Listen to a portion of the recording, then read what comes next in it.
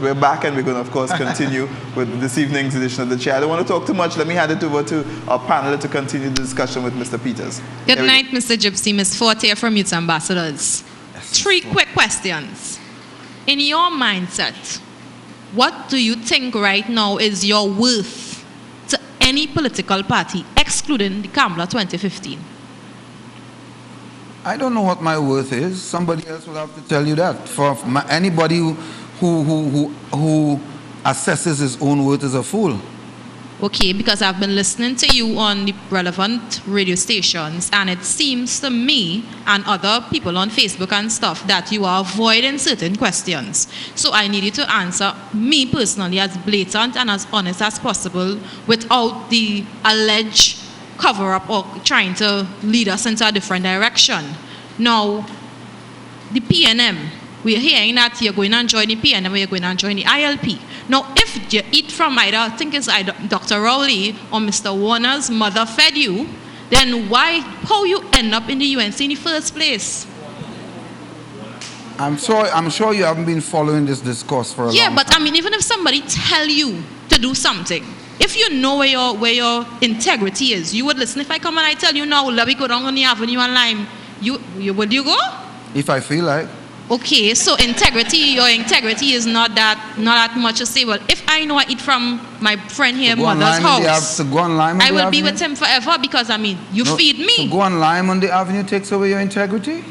Going on line with the People's Partnership and then coming and saying a bunch of stuff about them, I think that is low integrity because you all could have said about your stuff internally. Why you had to bring it out in public?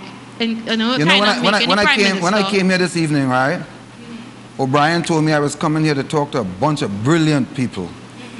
And I like to talk to brilliant people, actually. Right. And I took what he told me for true.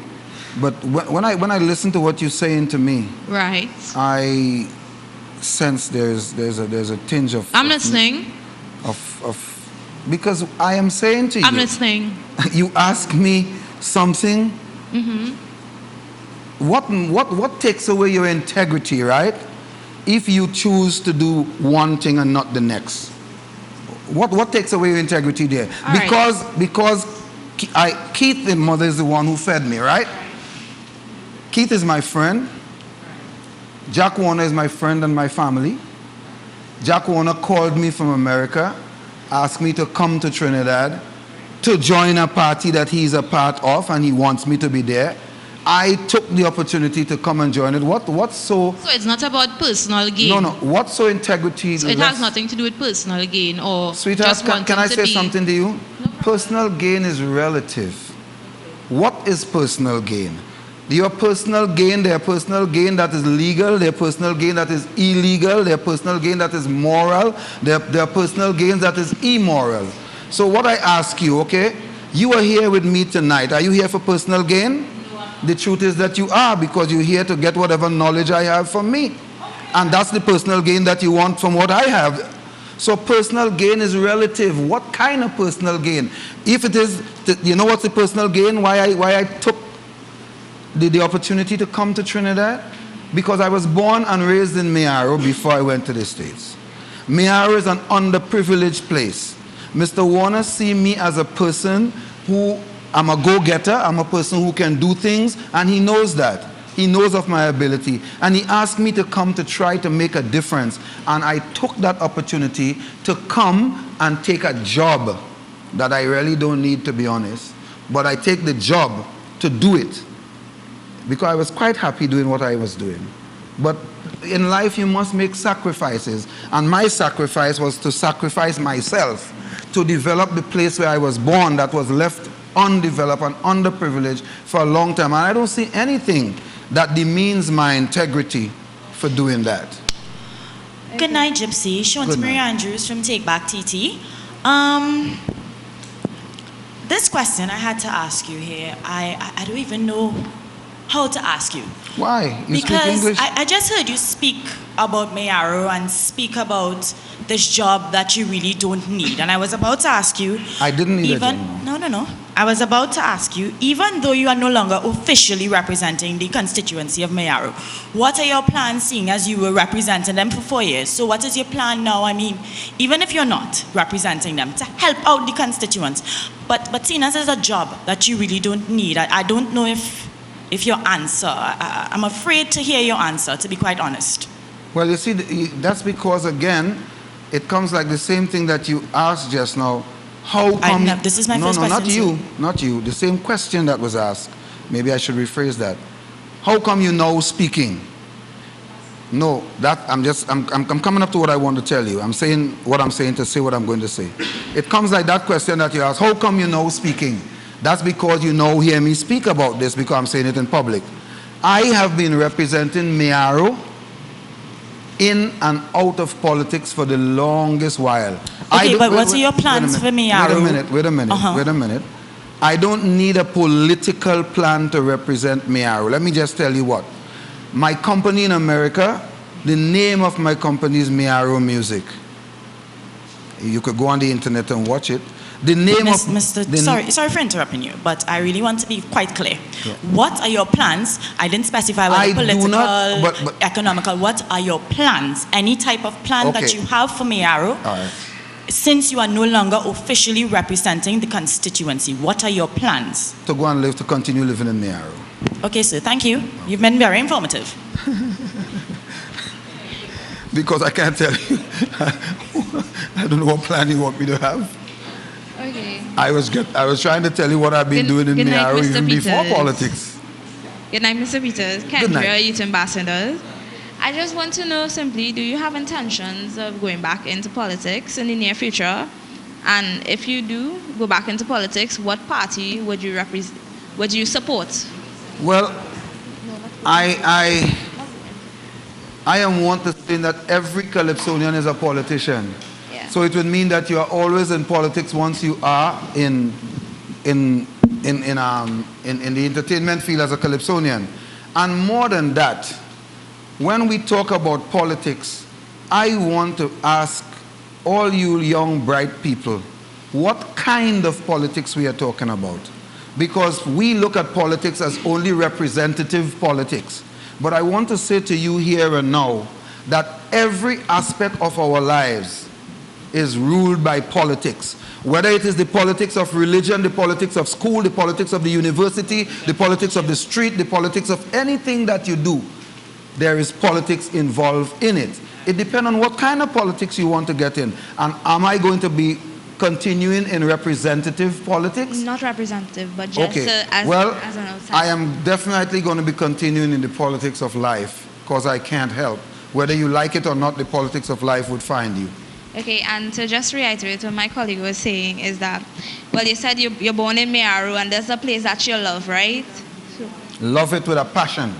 Right, so you're probably well off. So why, now that you're out of a party, that you could do something individual for the community to help it develop as somebody that has love for the community? I have always been doing things for Mayaro. I've never stopped.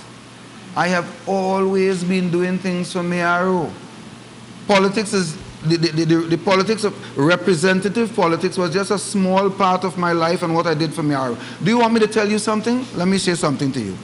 In 1988, when computers in Trinidad and Tobago wasn't even as popular as they are now, Mayaro was the first schools in Trinidad and Tobago that ever had a computer. The Mayaro Government School, the Mayaro RC School, and the Mayaro, what it was called, the Composite School at the time, they were all computerized. You know why? I did it. But I don't have to go and tell everybody everything I do, and you do something and you broadcast it every day. I don't do that. But I would forever do anything that Mayaro asked me to do within, human ability or capabilities. Good evening, Mr. Peters. Ayana Phillip, International Movement for Change. What's that you are formally? International Movement for Change. Okay. Yes. Can you please tell us some of your success stories during your time as Minister of Social Development, community development, as well as before that, arts and multiculturalism. Can you please tell us what some of the things you would have done during that time? That's a good one. I like that. Well, when I was Minister of Minister of Arts and Multiculturalism, I did all these things that you do. You have to remember, as a minister, you have to act within the parameters of what your portfolio demands that you do. And if you want to ask me of things of significance, during when I was Minister of Arts and Multiculturalism, I looked over the carnival. I made sure that Trinidad and Tobago Carnival was the best carnival that we had. I seek to ensure that Trinidad and Tobago Carnival was a productive one that not only spent money, but brought money into the country. I make sure that I caused it to happen, because when I say this, people might say I physically do it. You know, we are in Trinidad. But I caused it to happen. I took the carnival off the streets, and I took us from not having our place, and I took carnival back to the savannah. I took, let me tell you. You see the grandstand in the savannah? I caused it to be built in 7 weeks. From start to finish, including grading down the entire place and taking down all that it had there. And my colleagues told me that it couldn't happen, because they say that you have to get X kind of person to do it. And I believe that I'm a go-getter. And you know what I did? I take the very people from Laventille and all around and have them work with a small contractor as well and deliver that in just 7 weeks. That was that. That was one little aspect. There are other things that you do, because there are things that are tangible and intangible things. That was a tangible thing, something you could see. So it's better to tell you that than to tell you I was responsible for human relations, and I was responsible for race relations, and I had to bring Satmaraj together with Kojo and all of that. I can't go through all of that to tell you. Those are intangible things that you wouldn't be able to see, and I can't tell you that. But I could tell you all what I tell you there, and you asked me what I did as recently as 2 days ago as Minister of Community Development. Well, I had to look over all the things, like all the community centers in Trinidad and Tobago, 240 of them, not Trinidad and Tobago, sorry, Trinidad, because with the arrangement that we have with Tobago, those responsibilities fall under the THA. But in Trinidad, we have 240 community centers, which I was responsible for. I was responsible for ensuring that Trinidad and Tobago now has something that we call community heroes. I was responsible for something that we call National Community Day. We have a day in Trinidad and Tobago that is a lot of people don't even know that as yet. I was responsible for bringing the International Conference on Community Development to Trinidad and Tobago, and what that was is bringing community development ministers from all over the world and bring them to Trinidad to ensure that we share ideas. I went to numerous things, so those are the things that you really do. Okay.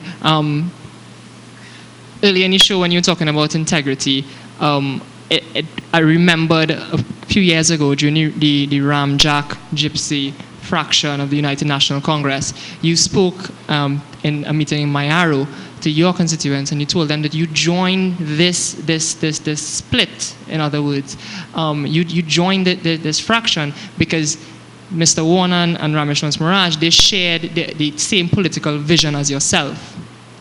However, when Mr. Warner resigned from the United National Congress and the People's Partnership, he said on platforms actually that he expected you to come with him. You didn't. Now you've been forced to resign, but now you have resigned. I'm not going to ask you whether you're going to join with him. I'm going to ask you, why not then? Why now? Because in those 2 years that Mr. Warner has left and you remained, I haven't seen as much work done by your ministries as you would have done back then. Well, I don't quite understand what is that. But first, I could answer your question by saying, when Mr. Warner leave and I didn't leave and he expected me to come, I'm not in this world to live up to anybody's expectation but my own. And if Mr. Warner has his expectations are not necessarily mine. And until such time as my expectation aligns itself with his, then something may happen. But if it never does, then we'll never get together like that. So I am saying to you that I chose to stay where I was. And I don't think that we take a rocket scientist to figure out why I stay. I stayed there because I felt that I wanted to stay. In an interview with Fazir Mohammed, you said that you were never part of any inner circle decision made with Kamala Persad-Bissessar. When Mr. Warner left the People's Partnership, he kept repeating that there was a cabal in the organization, in the political party, in the realms of Kamala. Is this the same thing y'all are speaking of? I've never seen things through Mr. Warner's eyes. No, but I'm asking you, the inner circle decision makers that you spoke about with Mr. Fazir Mohammed, is it the same cabal, or perhaps is it maybe conceivable that you're speaking about the same people? I am sure that when I spoke to Fazir and he used those words, I also said that I'm keeping away from that because you could call it whatever you want.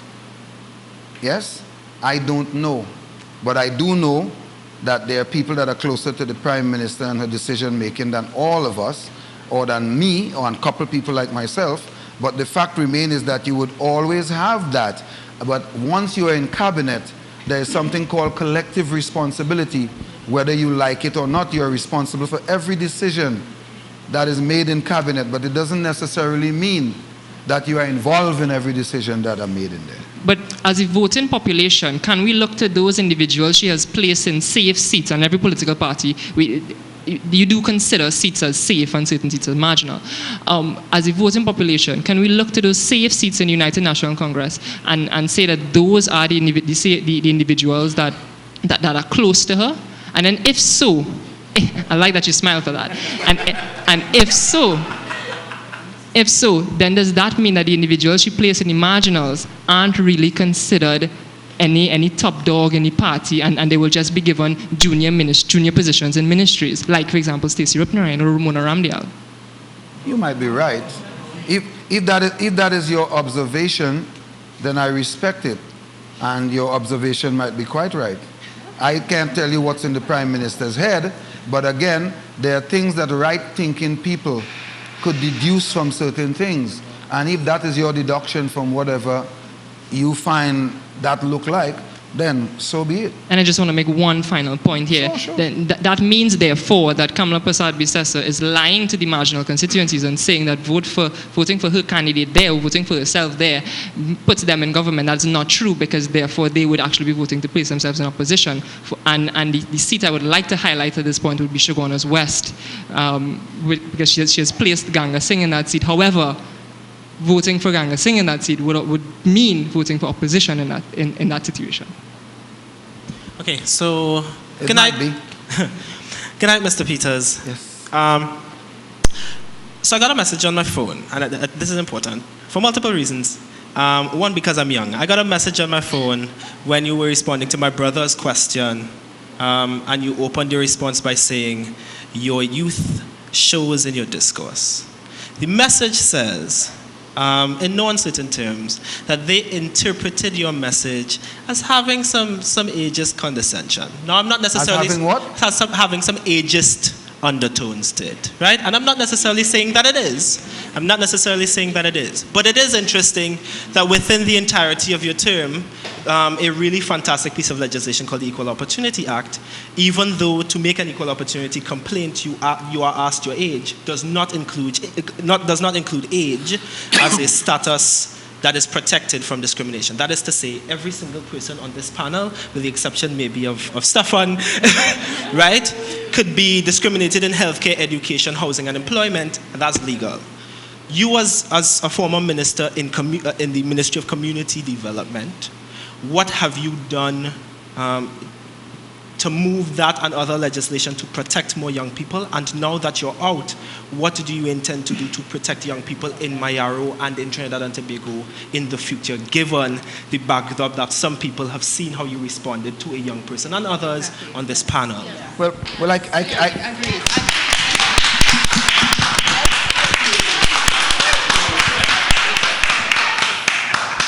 I can assure you that when I said that about his age shows in the discourse, all I simply meant was that he was too young and didn't understand that I was a person that was in public life for most of my life, and I was always in front of a camera, whether it's in Trinidad and Tobago, in America, in New Zealand, in China, or wherever. I have always been in front of a camera. I was raised in front of a camera. And to say community development All those things that you talk about did not fall under my portfolio, so I didn't have cause to bring any legislation anywhere to deal with that. And as far as what I will do for the young people of Mayaro is exactly what I will do to all of you inside of here now. Give you good advice and tell you that you are citizens of Trinidad and Tobago, and Trinidad and Tobago needs progressive young people, and you employ yourself as progressive young persons that would take our country to a better place.